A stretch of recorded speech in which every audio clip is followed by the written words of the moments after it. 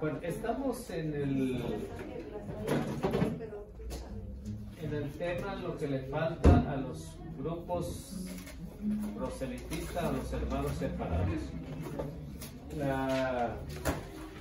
La semana pasada estuvimos hablando un poco acerca de que los hermanos separados del grupo proselitista no tienen el sacramento del orden sacerdotal. El orden sacerdotal fue instituido por el Señor. No sé si vimos Mateo capítulo 19, versículo 12, no me acuerdo si lo vimos, en el que Jesús ahí habla por primera vez, o se habla en las Sagradas Escrituras, lo que el Señor quiso. Dice que hay hombres incapacitados para casarse, otros que fueron mutilados por los hombres y otros que descartaron la posibilidad de casarse por amor al reino de los cielos. Y entienda el que pueda, dice el Señor. Así que esto es lo que vemos en las Sagradas Escrituras. Si la verdadera iglesia que Cristo fundó tiene que tener esas características, tiene que tener la confesión, tiene que tener la Eucaristía, tiene que tener el orden sacerdotal. Son características y que en el caso de los hermanos separados pues no tienen esto. Entonces ellos no creen en la confesión, mucho menos en el orden sacerdotal. El orden sacerdotal, como muy bien lo dice la palabra orden, porque si no hay orden en la iglesia, hay un desorden. Entonces por eso se trata de un orden establecido por el mismo Señor y recomendado también por San Pablo, que eso se hace a través de la imposición de las manos. Este sacramento, que es el orden sacerdotal y el celibato, que van juntos ahí, San Pablo va a recomendar que es necesario que la persona que se va a consagrar pues sea célibe. Y como el Señor lo quiso así también, así que como él no fue casado, algunos de los apóstoles no fueron casados, como en el caso de Pedro, pero se dice que Pedro no tenía la esposa ya viva, ¿no? O sea, por eso tuvo la libertad de seguir al Señor, para seguir y al mismo tiempo ser encargado de la iglesia. Entonces, únicamente en las Sagradas Escrituras se habla de la suegra de Pedro, nada más, pero no se habla de la esposa. Según dice la tradición, que Pedro estaba viudo, pero se tuvo que quedar con la suegra. Así que, porque esa era la ley, que la mujer no podía estar ahí sola, sino que tenía que pertenecerle a un hombre, ¿no? Entonces por eso es que Pedro tuvo que cargar con la suegra, que sabe hasta cuándo, pero tuvo que cargar con la suegra. Entonces, y vemos en ese periodo pues el celibato de los apóstoles, y que San Pablo en la carta a los Corintios capítulo 7, versículo 32 al 35, y luego del 39 al 40 nos va a hablar del celibato. En estas primera a los Corintios capítulo 7, versículo 32 al 35, y luego 39 al 40. Entonces, como ven, San Pablo decía que era mejor estar célibe, fuera de compromiso, porque así se dedicaba tiempo completo al servicio del Señor. Y eso es precisamente lo que hacen los sacerdotes.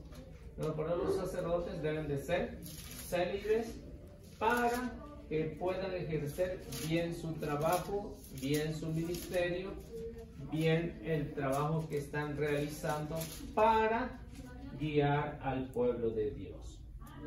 Si ellos no fueran célibes, no sé, si tuvieran hijos, tuvieran una esposa, entonces estaría complicado para la iglesia, porque no tendrían el tiempo necesario para dedicarse al servicio de la comunidad. Entonces habría un obstáculo que serían los hijos, la esposa, habría un obstáculo. Por eso es que en la iglesia el celibato es de suma importancia, y si así lo quiso y así la iglesia ha trabajado durante casi estos 2000 años, pues con justa razón el celibato ha sobrevivido hasta el día de hoy. O sea que no ha habido una etapa ininterrumpida en que no haya habido sacerdotes así, que sean célibes. No sé quién lo tiene, el 1 de Corintios 7. ¿Sí? Me gustaría veros libres de preocupaciones. El soltero se preocupa de las cosas del Señor, de cómo agradable. El casado se preocupa de las cosas del mundo y de cómo agradar a su mujer, lo que le obliga a estar dividido. La mujer soltera, lo mismo que la doncella, se preocupa de las cosas del Señor, de ser santa de cuerpo y de espíritu. Mas la casada se preocupa de las cosas del mundo y de cómo agradar a su marido. Os digo esto para vuestro bien, no para tenderos un lazo. Solo pretendo que accedáis a lo más digno y al trato asiduo con el Señor sin distracciones. La mujer está obligada a su marido mientras él viva, pero una vez fallecido, el marido queda libre para casarse con quien quiera, pero solo en el Señor. Sin embargo, será más feliz si permanece así según mi consejo, que también yo creo tener el Espíritu de Dios. Como ven, San Pablo muy bien habla. Poquito, ¿escuchaste? ¿Te escuchaste bien o no? Sí. Ah, bueno. Dice San Pablo que él quisiera ver libre de preocupaciones a los jóvenes. Libre de preocupaciones. ¿Por qué? Porque en el matrimonio hay muchas preocupaciones. Hay cada pleito, cada dificultad se preocupa. Primero dice, el hombre casado se preocupa de cómo agradar a su esposa. Esa es una preocupación. La mujer se preocupa de cómo agradarle a su esposo y los dos están divididos. Entonces hay grande preocupación. Entonces cuando hay el matrimonio de por medio, no se puede ser célibe, porque hay grandes preocupaciones. Por eso dice, la mujer o el hombre libre tienen la posibilidad de dedicar más tiempo al Señor. Y eso es cierto, ¿no? Eso es cierto. ¿Por qué? Porque yo digo, en el caso mío, cuando fui misionero, no estaba casado, pero no tenía preocupación. No, me quedaba donde quiera, donde nos invitaban a dormir, ahí quedamos. Entonces, si uno hubiera tenido esposa, pues estaría complicado estar cargando con toda la familia en las misiones. A veces comía uno, a veces no. Entonces es difícil las misiones, tiene que caminar mucho, entonces se dedica mucho tiempo a tiempo completo. Entonces en el caso de los sacerdotes tienen que ser célibes por esta razón, porque tienen para dedicarse al Señor. ¿Por qué los pastores no hacen eso? Porque les hace falta esto. Hace falta el celibato. Para ellos es el matrimonio y que no, el celibato no es instituido por el Señor. Pero como ven aquí en la carta a los Corintios, el celibato es un requisito que San Pablo dice, quisiera verlos libres de preocupaciones. Y también dice, la mujer sin casarse también le dedica más tiempo al Señor. La mujer sin casarse. A lo mejor en este tiempo ya no tanto, ¿no? Porque hay jóvenes que andan de vagos nada más y no hacen nada, ¿no? Entonces, hay jóvenes que se dedican, por ejemplo, al seminario, pues tienen más tiempo de dedicarse al seminario. o a las misiones. Entonces vemos que son pocos los jóvenes. Entonces San Pablo lo que quiere es que esos jóvenes lleguen al celibato y de esa manera pues puedan comprender bien la misión del Señor. Ahora, dentro de otras cosas que le hace falta a los hermanos separados, bueno, le hace falta el celibato, que ya hemos visto, le hace falta también la interpretación correcta de las Sagradas Escrituras. La interpretación correcta de las Sagradas Escrituras, la auténtica. Porque en la iglesia no cualquiera va a decir, va a interpretar las Sagradas Escrituras a su manera, como hacen dentro de los grupos proselitistas, porque hay un orden. Por esa razón, nadie puede interpretar la Biblia a como quiera. Ya hay una interpretación de parte de la iglesia para que pueda ir auténtica la doctrina desde Cristo hasta el año que ya estamos, 2020. Sin errores. Tiene que ser sin errores. Y esto lo ha hecho la iglesia en esa interpretación. ¿Qué es lo que sucede? Lo que sucede es que hubo un Martín Lutero que le valió lo que la iglesia decía. Dice libre interpretación de la palabra de Dios. Cualquiera la puede interpretar a su manera. En las tesis de Martín Lutero dice cada quien puede interpretar. Por eso es que vemos dentro del grupo de los hermanos separados, un testigo lo interpreta a su manera, un mormón a su manera, luz del mundo a su manera, adventista a su manera, pentecostales a su manera, Pare de Sufrir de otra manera, esos otros grupos del Buen Pastor, cada quien lo interpreta a su manera. En la iglesia no es así. En la iglesia hay un orden. Y por eso es que la iglesia ha sobrevivido, porque hay un orden que no cualquiera la va a interpretar. Eliseo no puede interpretar un pasaje de la Biblia porque ya está interpretado. El padre Daniel no la puede interpretar porque ya está interpretado. Entonces no puede haber un cambio. Entonces lo que habla la iglesia en general de los textos bíblicos es lo correcto. Por ejemplo, si hablamos acerca de la virginidad de María, en la parroquia de aquí de la Ascensión va a decir lo mismo que en la parroquia de Santa Cruz o en la parroquia de Nuestra Señora Madre de la Iglesia. Va a decir lo mismo. ¿Sí? Ese texto bíblico lo van a decir igualito. Ahora, si nos vamos a los hermanos separados, cuando se habla de la virginidad de María, ¿qué van a decir? Que María no es virgen, que María tuvo más hijos, que tuvo relaciones con José, e inventan cualquier cosa. Entonces, ellos tienen una interpretación a su manera. Pero en la iglesia, la interpretación de la virginidad de María, lo que diga en Roma, se dice acá en Estados Unidos, la interpretación sigue siendo la misma. No hay ningún cambio. Por ejemplo, otro ejemplo, la confesión.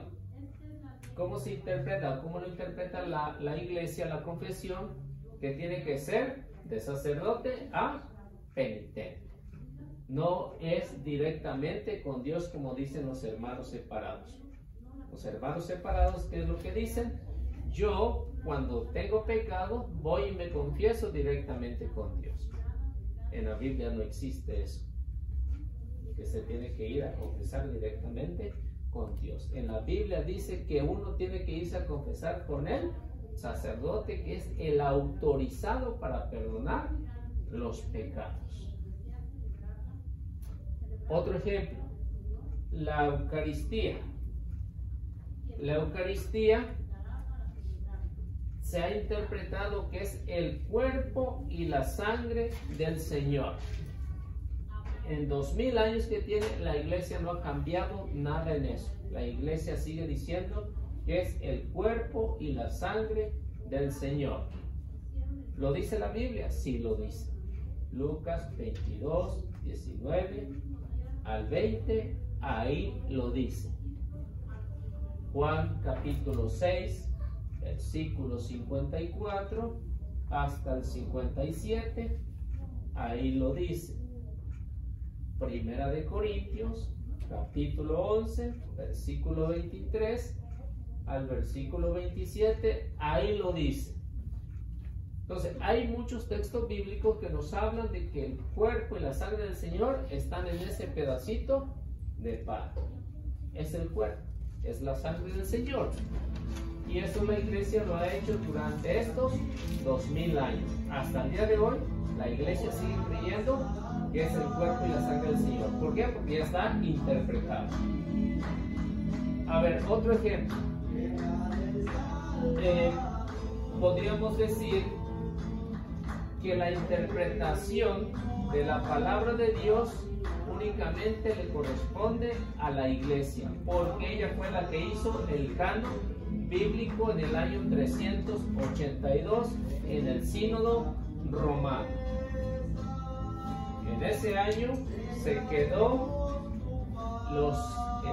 como palabra de Dios los 27 libros del Nuevo Testamento y compiló todos y a eso le llamamos la Biblia, a los 73 libros. Y eso la iglesia dijo es palabra de Dios. Entonces hay una validez, hay un respaldo. Entonces, dentro de los hermanos separados que dicen, cada quien la puede interpretar la palabra de Dios. Pero en Primera de Pedro, capítulo 2, Segunda de Pedro, capítulo 2, Segunda de Pedro, 1:20 al 21, nos va a dejar saber. Segunda de Pedro 1, 20 al 21. Ahí nos va a dejar saber que es necesario y que nadie debe de interpretarla a su manera, sino que tiene que ser de parte, en este caso, de lo que es el magisterio de la iglesia, que es el que tiene la autoridad de interpretar. Y si no hay lo que San Pedro dijo, entonces los hermanos separados la interpretan a su manera. Entonces tiene que haber una validez. ¿Quién es el que lo va a interpretar y que debe de ser autorizado? A ver qué dice, qué no tiene. Sépanlo bien, ninguna profecía de la Escritura puede ser interpretada por cuenta propia, pues ninguna profecía ha venido por iniciativa humana, sino que los hombres de Dios han hablado movidos por el Espíritu Santo. Entonces, ven que en lo que está diciendo San Pedro contradice lo que Lutero dice. Lutero decía que cada uno es libre de interpretar la palabra de Dios. Él decía, no necesitamos a la iglesia para que nos diga cómo se interpreta este pasaje. Entonces, Lutero, que fue el primero que se rebeló en contra de la interpretación correcta de la Biblia, él decía que como ya estaba fuera, él podía interpretarla a su manera. Pero contradice lo que San Pedro dijo. Lo que San Pedro dijo, sépanlo bien, nadie puede interpretar la palabra de Dios a su manera. Nadie. Y cuando dice nadie, es que ninguna de las sectas de hoy en día tiene el derecho de interpretar. Porque dice, ninguna profecía es humana, sino viene de parte de Dios. Y esta dice, esto lo han hecho por hombres que son inspirados. ¿Quiénes son ellos? El magisterio de la iglesia, que es el que tiene la autoridad de interpretar la palabra de Dios correctamente. Entonces, estos hombres, dice San Pedro, son hombres que son movidos por Dios. Son movidos por Dios, movidos por el Espíritu Santo para interpretarla correctamente. Y esta es la validez.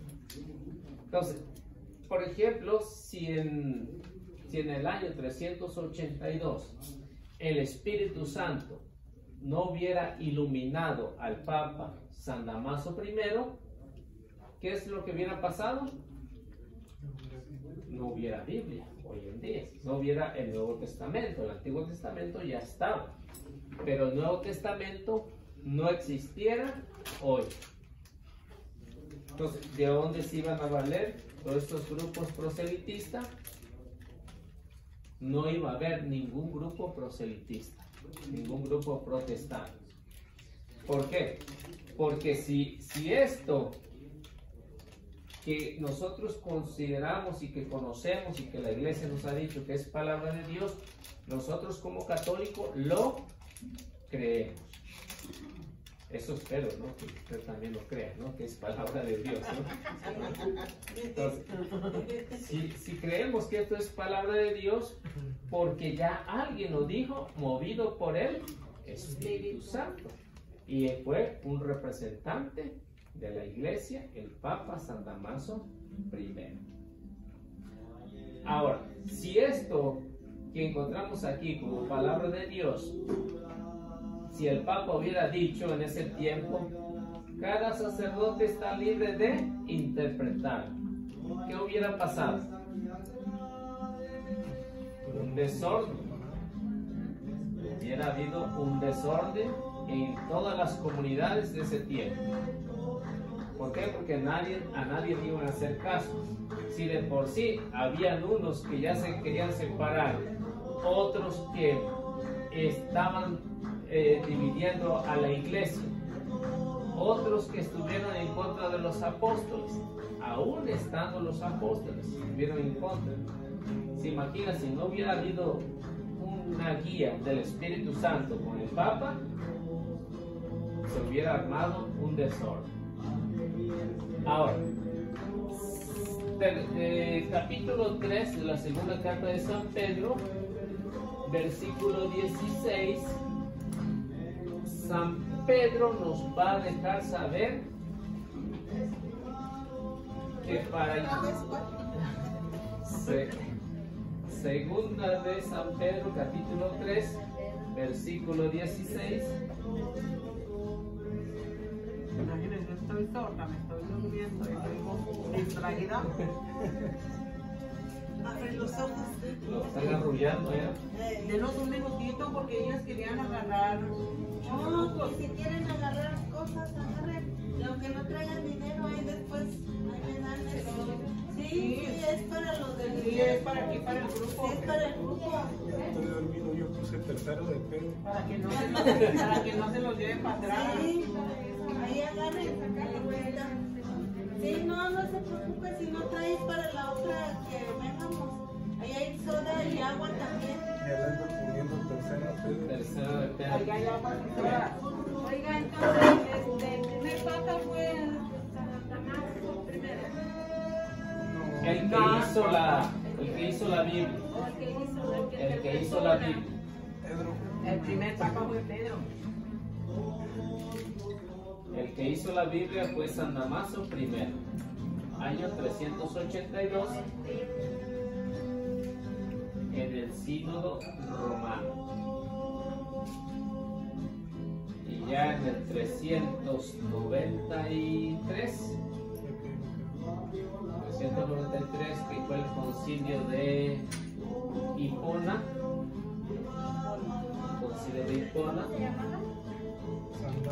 San Damaso I. Damaso. Damaso I.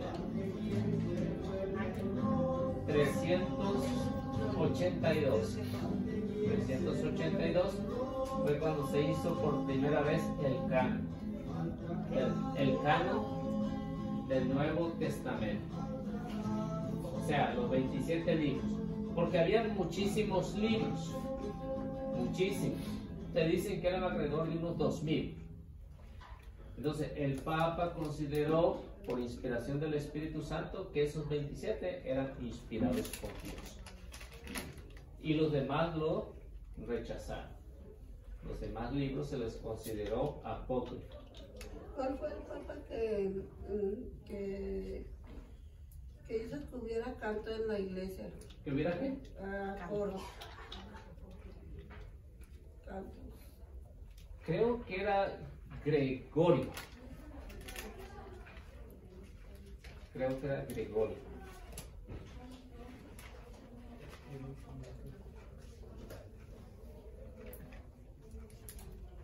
Ahora, si esto no hubiera sido en la iglesia, esta revelación divina, entonces no habría ningún libro inspirado por Dios. No habría ninguno. Entonces agarrarían cualquiera de los que estaban en aquel tiempo, ¿no? Que dicen que eran aproximadamente unos 2000 escritos. Entonces, ¿qué validez tendría si no hubiera habido una autoridad en la iglesia?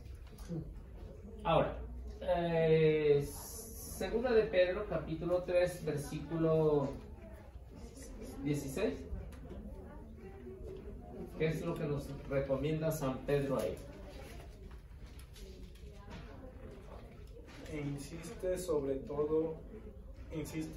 esto en todas sus cartas. Hay en ellas algunos puntos difíciles de entender, que los ignorantes y poco firmes en la fe interpretan torcidamente para su propio daño, como hacen también con las demás escrituras. Entonces, se dan cuenta que estos problemas, aún estando los apóstoles, hay estos problemas. ¿Qué es lo que dice San Pedro? Hay en ellas. ¿Cuáles son ellas? Las cartas de San Pablo. Hay en ellas puntos difíciles de entender. Y es cierto, ¿no? San Pablo tenía una forma escrita, una forma de escribir que a veces era complicado para las comunidades de que lo entendieran. Por eso San Pedro va a decir, hay en ellas puntos difíciles de entender que personas ignorantes tuercen las demás. Así que allá existía Lutero, ¿no? Ahí existió un Lutero en aquellos años y que San Pedro le atacó bastante y duro, ¿no? Hay en ellas puntos difíciles de entender que personas ignorantes tuercen las escrituras para su propio perjuicio. Entonces, ¿se imaginan si aún estando el Papa, Pedro ahí, habían estos desórdenes? ¿Qué demás ahora? Que hay más comunidades cristianas en todo el mundo. Está la iglesia en todo el mundo. Entonces, ¿se imaginan? Si San Pedro no hubiera pensado en eso, tener una base de lo que son las Sagradas Escrituras y decir, estos libros son inspirados, porque San Pedro está hablando por el Espíritu Santo. Y cuando Pedro está diciendo que nadie puede interpretar la palabra de Dios a su manera, y lo vuelve a repetir en el capítulo 3, en que nos va a decir que hay en ellas puntos difíciles de entender, que personas ignorantes las tuercen, hay una razón. ¿Por qué hay una razón? Porque San Pedro está siendo guiado por el Espíritu Santo. Si esto no sucede así, fíjense, hay una de las tesis de Lutero en el libro que se llama Grisar y es en el capítulo 4, página 386. Va a decir Lutero: hay tantas sectas y creencias como cabeza. Aquel miembro no quiere tener nada que ver con el bautismo. Otros niegan el sacramento.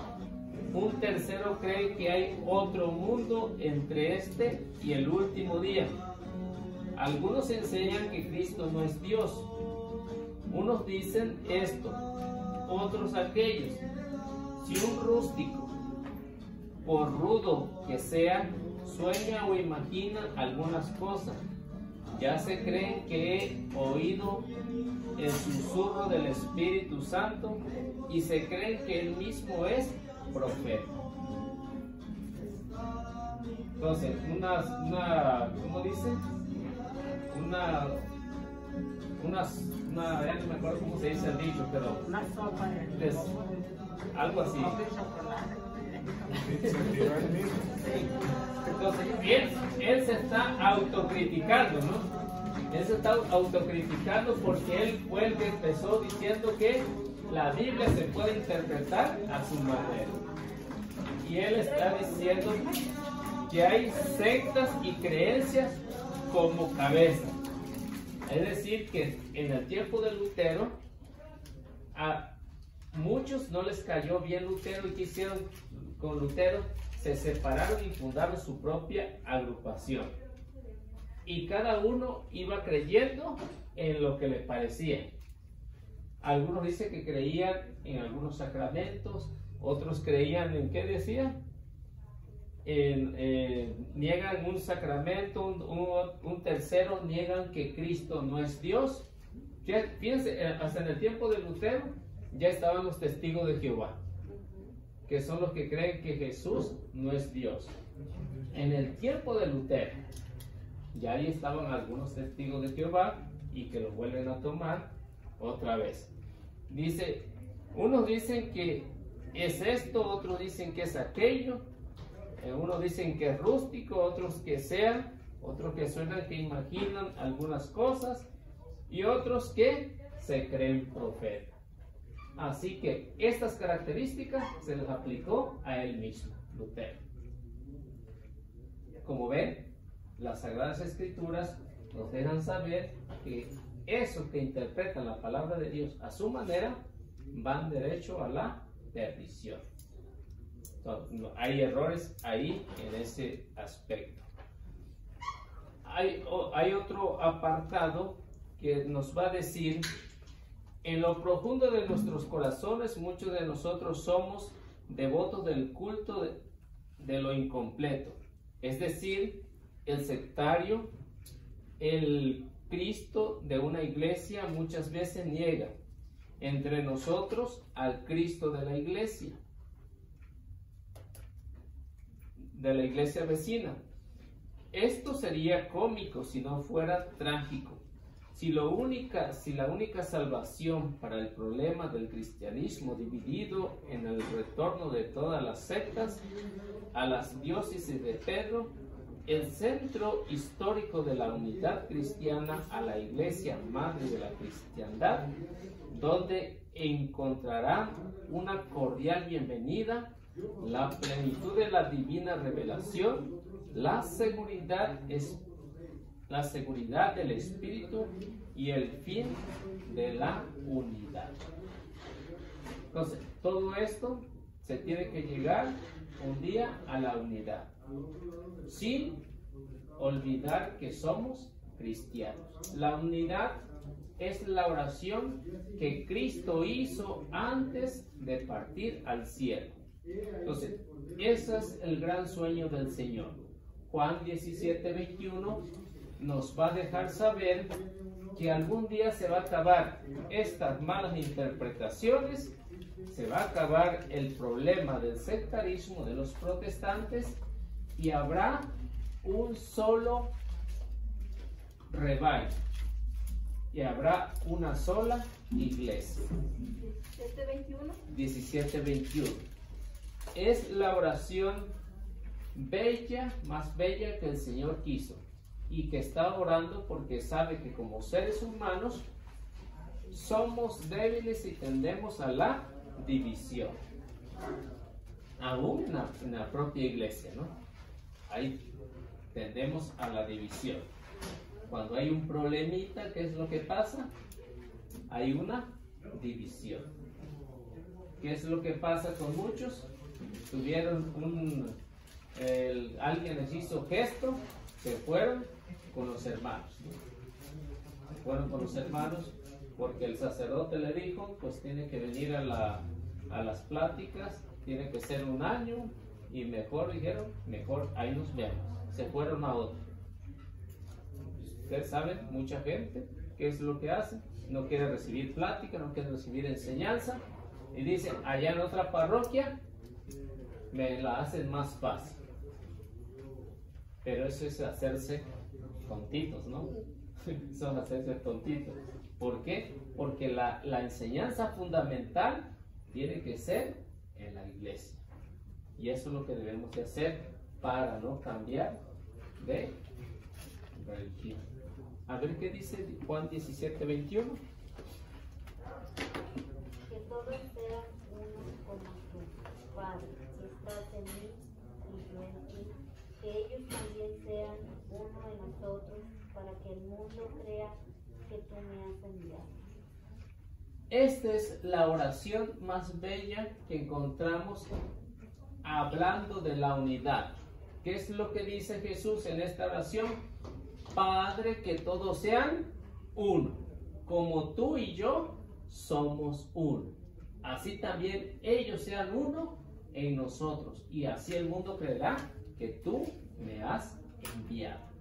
Así que esto que hoy vemos dentro de los grupos no católicos, proselitismo y grupos protestantes, vemos que le hacen falta muchísimas cosas. Ya lo hemos visto: confesión, confirmación, orden sacerdotal. ¿Qué más? El matrimonio. El matrimonio a medias, porque ellos lo dicen: si no te cae bien tu señora y te cambias con nosotros, pues te puedes casar con otro, ¿no? Jerarquía. Entonces, hay una jerarquía, hay algo que ya está establecido. Y si no hay esto, entonces es la iglesia del fulano. Y esto no es la iglesia de Cristo. Ahora, ¿qué es lo que se debe de hacer para llegar a la unidad? ¿O en qué debemos de pensar? Pues debemos de pensar igual que el Señor. Juan capítulo 10, versículo 14 al 16. Entonces, para que se acabe todo esto que le hace falta a los hermanos separados, entonces tenemos que llegar un día a esa unidad. Y quién sabe si nosotros la lleguemos a ver, pero algún día va a llegar a suceder. Si la vemos, pues qué bien, ¿no? Pero si no, los que vendrán, sí la verán. A ver qué nos dice Juan 10, 14 al 16. Yo soy el buen pastor y conozco a los míos, como los míos me conocen a mí. Lo mismo que el Padre me conoce a mí y yo conozco al Padre y yo doy mi vida por las ovejas. Tengo otras ovejas que no son de este corral. A esas también las llevaré, escucharán mi voz y habrá un solo rebaño con un solo pastor. Entonces, eso es lo que algún día se va a terminar y todos van a tener lo mismo. ¿Qué es lo que dice el Señor? Dice, yo soy el buen pastor y conozco a las mías, o sea, los que no se fueron de la iglesia. A los que les hace falta mucho, pues todavía no son de los de él. Tengo otras ovejas que no son de este corral, es decir, a los hermanos separados. Otras ovejas que no son de este corral. Pero dice, algún día las llamaré y van a oír mi voz. Y habrá un solo rebaño como hay un solo pastor. Así que si hay una sola iglesia, tiene que haber un solo pastor. Una sola doctrina, que no haya variedad de doctrina, que haya una sola interpretación, que tengan la misma mirada todos en esa misma doctrina, sin cambio y sin errores. Así como la iglesia ha permanecido en estos casi 2000 años sin cambiar la doctrina, aunque ha habido malos católicos o malos papas, malos sacerdotes, pero la doctrina sigue siendo la misma, no ha habido ningún cambio. Y eso es lo que hay que reconocer a la iglesia, que es fundada por el Señor. Hasta el día de hoy sigue intacta la doctrina. ¿Alguna pregunta que tenga? ¿No? ¿Todo está bien? Sí. Bueno, entonces con esto terminamos lo que es el tema de lo que le falta a los grupos proselitistas, a los hermanos separados. La próxima semana ya vamos a empezar con el Apocalipsis. La próxima semana. Así que agárrense duro. Entonces la próxima semana vamos a ver el Apocalipsis. Los libros van a estar en 2 semanas, van a llegar en 2 semanas. Entonces que los libros no los tenemos, el que vamos a usar se llama Catolicismo y Protestantismo, pero esperemos que en el lapso donde vamos dando la introducción, pues puedan llegar los libros, ¿no? Bueno, pues bienvenidos, hermanos. ¿Van a seguir viniendo a las clases? Sí. Bueno, pues se traen su Biblia y un cuadernito también. Así que en la próxima los esperamos. Aquí vamos a seguir. ¿A qué horas empiezan? A las 7. A las 7. Lo que pasa es que estábamos en la misa porque nos dijeron que era después de misa. Sí, porque sí, son después de misa, pero como ahorita están haciendo las confirmaciones y los sacramentos que están haciendo allá, entonces no nos permitieron porque es cupo limitado allá. Entonces ahora estamos empezando aquí a las 7, pero ya de que se acabe todo eso, pues ya empezamos a las 7:30. Así que así los esperamos. Bueno, pues vamos haciendo la oración.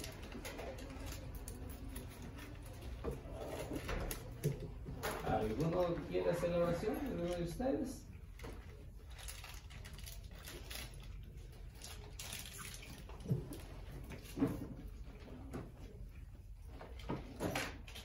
¿Quién dijo yo? ¿Nadie? En nombre del Padre, del Hijo, del Espíritu Santo. Amén. Señor, en esta noche te damos gracias por estas enseñanzas de tu palabra, Señor. Gracias por este hermano que nos está instruyendo para conocer más de tu palabra. Y también, Señor, te quiero poner en tus manos nuestros hermanos que hoy no pudieron venir, especialmente el hermano Ángel, que acaba de perder a su papá, y también nuestro hermano Eliseo, que casi cerca también acaba de perder a su papá. Señor, te pedimos que les des la fortaleza y que sigas fortaleciendo este grupo también, y a todas las personas nuevas que han venido. Tú conoces, Señor, cada una de nuestras necesidades. Te los ponemos en tus manos en esta noche. Te pedimos que nos bendigas. Padre nuestro, que estás en el cielo, santificado sea tu nombre. Venga a nosotros tu reino. Hágase tu voluntad en la tierra como en el cielo. Danos hoy nuestro pan de cada día. Perdona nuestras ofensas, como también nosotros perdonamos a los que nos ofenden. No nos dejes caer en la tentación y líbranos del mal. Amén. A ti, mamita María, también en esta noche te saludamos y te damos gracias para que sigas intercediendo por cada una de nuestras necesidades. Dios te salve María, llena eres de gracia, el Señor es contigo. Bendita eres entre todas las mujeres y bendito es el fruto de tu vientre, Jesús. Santa María, Madre de Dios, ruega por nosotros los pecadores, ahora y en la hora de nuestra muerte. Amén. Te pedimos, Señor, que nos des tu bendición, en nombre del Padre, del Hijo, del Espíritu Santo. Amén. Que Dios los bendiga y nuestra Madre Santísima nos acompañe. Gracias igualmente.